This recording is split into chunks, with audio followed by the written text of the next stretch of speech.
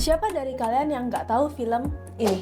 Pernah gak sih kalian bertanya-tanya, kok bisa ya operasional Squid Game itu berjalan selancar itu? Sampai-sampai orang mau kabur dari pulaunya aja, itu rasanya susah banget. Mungkin gak sih sebenarnya yang kayak gitu ada di dunia nyata? Atau cuman karena di film aja makanya bisa terjadi kayak gitu? Jawabannya bisa banget. Kenapa? Karena Squid Game itu sebenarnya bukan cuma tentang game sadis, tapi itu bentuk contoh nyata penerapan implementasi AV system yang sangat well integrated. Kalau ditanya bisa ditemuin beneran atau enggak, bisa banget. Ibaratnya kalian itu nge-manage 100 atau mungkin lebih input source mulai dari kamera, speaker, microphone, seperti itu di dalam satu ruangan yang memang sangat compact. Kalau kalian tahu ruangannya si frontman yang bentuknya kayak gini. Ruang kontrol di Squid Game itu bukan cuma fiksi. Kalian bisa banget temuin sistem seperti itu di dunia nyata. Dan hari ini kita bakal bedah bareng-bareng sama saya, Jovi, dan satu teman saya yang merupakan salah satu AV Wizard-nya Evori. Halo teman-teman, saya Faza sebagai Sales Manager dari PT Evori dengan background Technical AV. Oke, Pak Faza. Langsung aja ya. Boleh, silakan. Di Squid Game 3, sebenarnya bukan cuma Squid Game 3 aja sih. Dari Squid Game Season 1, itu tuh ada satu ruangan di mana si frontman ini biasanya mengontrol operasi si the whole thing lah di dalam si seriesnya Squid Game ini. Ruangan yang banyak kaca-kacanya tuh, kaca-kaca di lantai, udah gitu ada display-display gitu ya. Menurut Pak Faza, sebenarnya ruangan itu termasuk dalam kategori apa sih? Oh, yang di Squid Game itu ya, itu sebenarnya tuh command center atau kita sebut juga sebagai control room ya. Nah, control room itu fungsinya adalah untuk mengumpulkan semua informasi, terus diolah dan ditampilkan serta dimonitoring secara real time. Jadi si kepala control roomnya itu dengan sangat mudah untuk mengambil keputusan. Frontman ya, atau manajernya yang kotak-kotak. Oke, tapi kalau misalkan di dunia nyata nih, kalau di Squid Game kan udah pasti si command center itu terlihat sangat penting. Kalau nggak ada kan nggak mungkin dong bisa ngawasin orang sebanyak itu. Iya. Kalau misalkan di dunia nyata, kira-kira penting nggak command center itu? Oh, penting dong, kan di dunia nyata juga kalau misalkan di jalan tol nih, jalan raya, kan banyak CCTV juga tuh buat mantau lalu lintas, kecelakaan, dan itu informasi itu akan sebagai trigger ke komen berikutnya, manggil ambulans, manggil PJR atau manggil kepolisian untuk menyelidiki situasi tersebut. Dan banyak lagi fungsinya di bidang lainnya.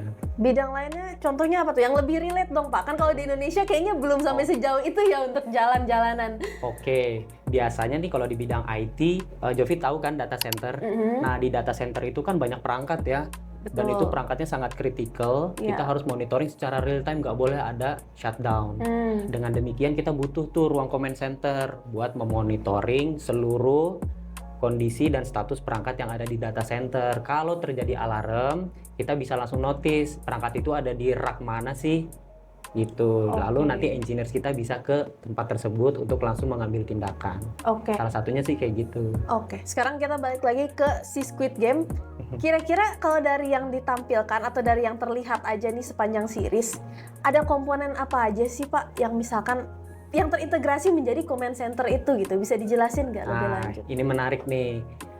Kalau kita sebagai AV enthusiasm ya, atau tenaga AV itu ngelihatnya tuh, oh yang pertama kali itu pasti ada display. Tuh. Kemudian yang ditampilkan pasti ada data dong, ada source-nya. Nah, source-nya itu bisa berupa CCTV atau software yang ada di setiap PC operator di dalam ruangan tersebut. Salah satunya berarti kamera-kamera yang ada di kamarnya si troops-nya ya? Betul gitu sekali, kan? Di kamera kamar troops, di kamera area bermainnya, dan juga di area-area tertentu yang mungkin dijaga di sekitar pulaunya si Squid Game itu sendiri, Jovi. Oke, tapi itu kan sebenarnya banyak banget ya Pak. Itu kan kita baru bicara kamera, ada juga mungkin mikrofon kan untuk dengar kan ya. Dan total input source itu benar-benar banyak banget. Tapi bisa ya berarti mungkin untuk diintegrasikan sebanyak itu dalam satu ruangan.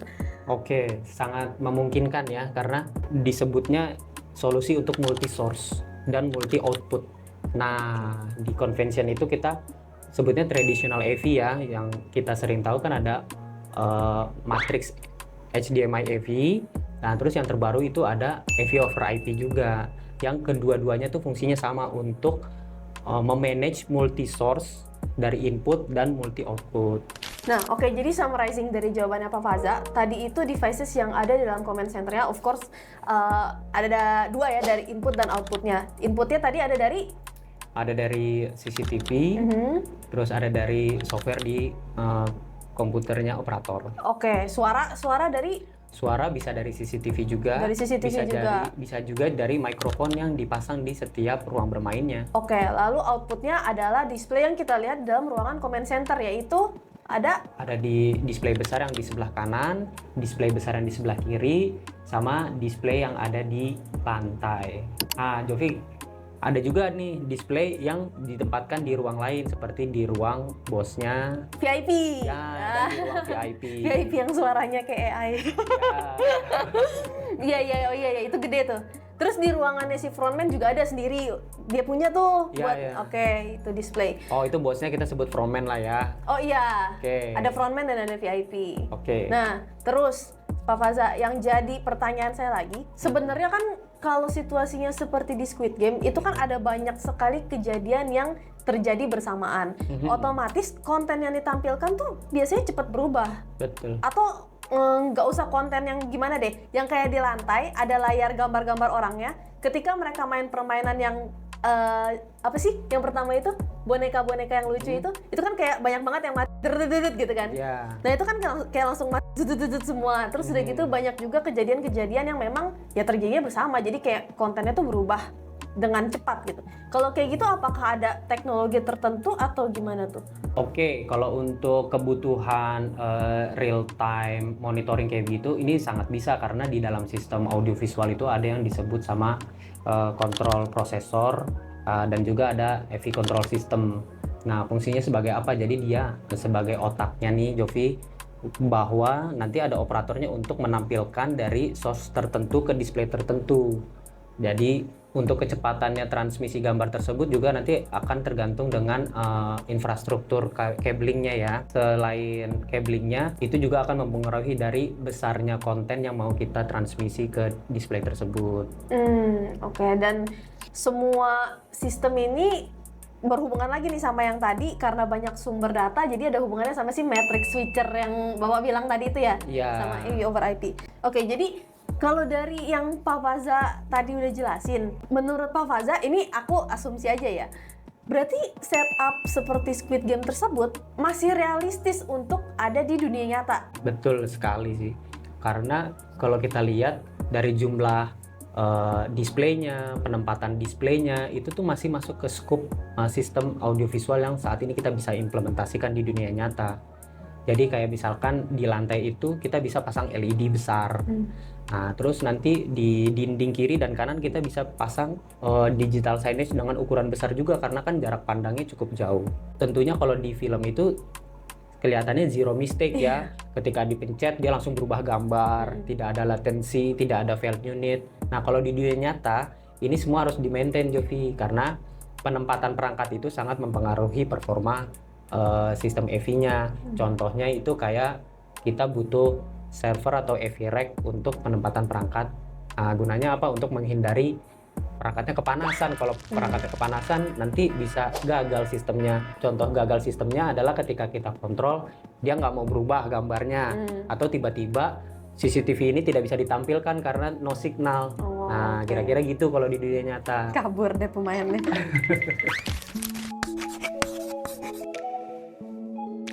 Oke, sekarang tadi kalau nggak salah Pak Faza bilang ini tuh bisa diterapkan di dunia nyata kita, masih relevan lah ya gitu. Dan selain di public spaces atau mungkin surveillance jalanan, ini sering juga ditemuin di data center. Kalau di korporat ada juga, bisa kan? Ada dong, bisa juga. Semisalnya nih, para perusahaan ini mau bikin command center seperti itu, tapi dengan anggaran yang terbatas, masih memungkinkan nggak? Masih dong, masih banget. Contohnya kalau di oil and gas ya, misalkan dia punya source CCTV di offshore atau onshore-nya nih, dia mau tampilin di head office-nya. Nah, mungkin untuk tahun ini dia hanya beberapa input aja yang mau ditampilkan ke display. Jadi kita bisa pakai AV over IP karena AV over IP itu berbasis encoder dan decoder. Nah, jaringannya terhubung sama switch network buat Evi. Jadi ketika Jovi ingin menambah jumlah input dan jumlah output, kita tinggal menambahkan encoder dan decodernya saja nanti di kemudian hari, karena infrastrukturnya itu udah ready untuk ditambahkan. Oke. Berikut juga dengan displaynya. Nanti misalkan saat ini cuma ada 4 display nih untuk menampilkan 4 gambar. Nanti kalau mau menambah 4 display lagi, jadi kan totalnya 8. Jadi kita butuh tambahan 4 decoder untuk menampilkan gambar tersebut. Oke, berarti istilahnya bisa dicicil dulu lah ya pembeliannya ya. Oke. Nah, itu bedanya dengan yang sistem EV matrix yang tradisional ya. Karena yang tradisional itu kita pakai matrix switcher yang satu modul dia udah ada tuh berdasarkan tipenya, berapa input dan berapa output. Nah, yang ini tidak scalable. Oh, berarti kalau misalkan perusahaan itu dari awal dikasihnya si sistem yang tradisional tersebut nggak bisa nambah lagi. Nggak bisa nambah lagi. Kalau mau nambah lagi ekspansi atau apa, dia harus rombak ulang. Ganti unit, gitu Jovi. Oke. Tadi kan ada yang kita ngebahas tentang matrix switcher atau AV over IP ya.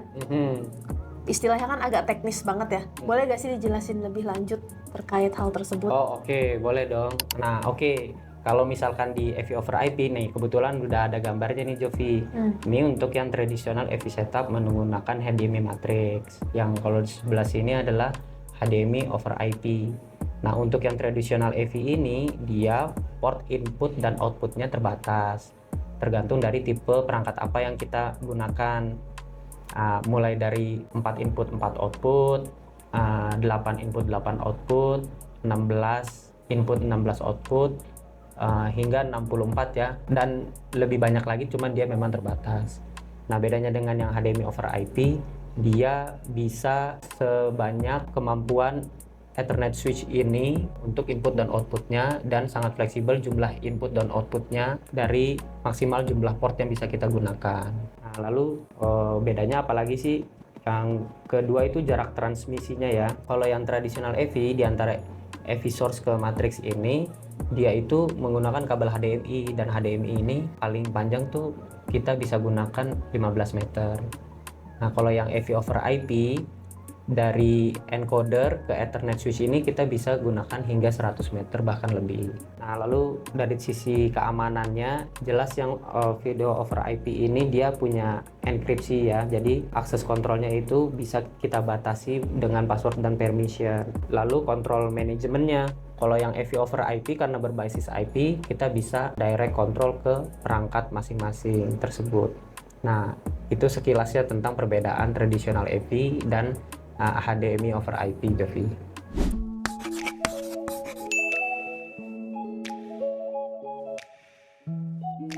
Selain yang tadi dijelasin, ada gak sih perangkat lain yang berkaitan sama EV ya yang dinotis selama seriesnya Squid Game, Pak? Oh, ada dong. Kalau kita lihat di Squid Game itu kan ada audio juga, Jovi. Contohnya nih, misalkan di sana ada mikrofon yang bisa ditaruh di ruang bermainnya atau di ruang penjaganya ya, kamar penjaga. Itu salah satunya untuk mengawasi. Kalau misalkan dia ngedetek suara yang seharusnya di ruangan itu nggak boleh ada suara, nggak boleh ada langkah kaki dan lain-lain, tembakan, suara, teriakan, dia akan men-trigger ke ruang command center tersebut sebagai alert.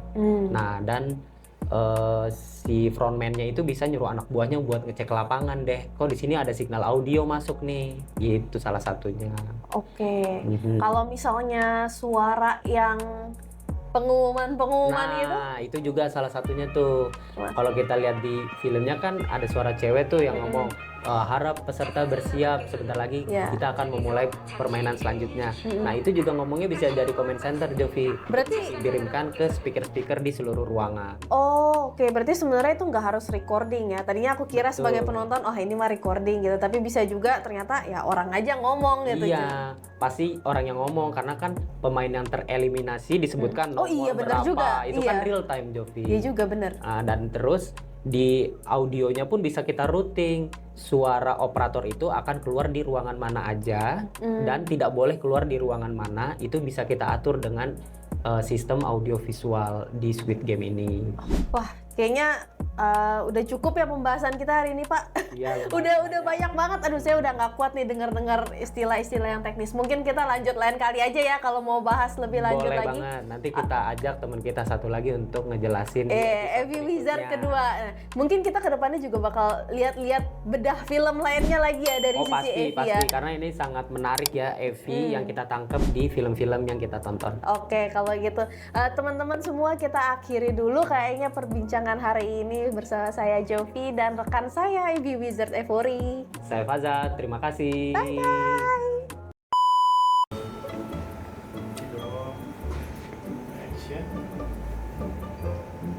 Halo, saya Faza, gimana sih Jovi? Pokoknya bilang aja kayak, halo teman-teman. Dengan background technical Evi. Agak kaku ya Pak ya. Ulang. Saya Faza, terima kasih. Dah.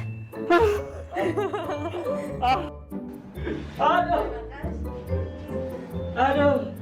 Oke, ini video pertama. Nggak apa-apa ya kalau gue banyak belibet, muter-muter dan lain. Diketawain pas sama Irfan.